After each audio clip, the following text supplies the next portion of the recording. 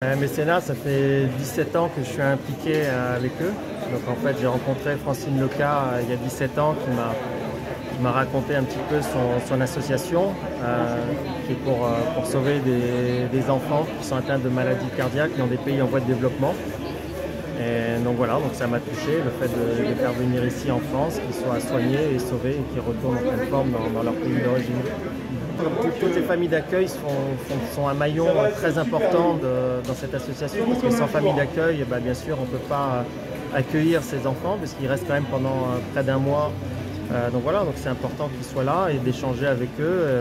Ils s'occupent bien sûr de l'enfant, donc là de Kudus. Voilà, donc ils récupèrent un enfant qui arrive à peine à marcher et ils laissent un enfant repartir qui court, qui a grandi, qui a pris du poids. Donc je pense qu'il y a une vraie satisfaction chez eux de voir ce résultat-là. Les 24 heures du Mans, comme les opérations sur le Tour de France ou le Vendée Globe, c'est des opérations très médiatiques qui permettent de faire connaître l'association.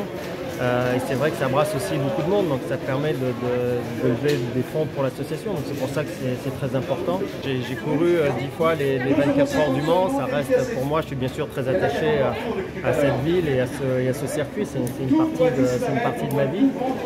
Donc j'ai toujours beaucoup de plaisir à revenir ici et à faire des opérations qui sont en lien bien sûr avec les 24 heures du Mans.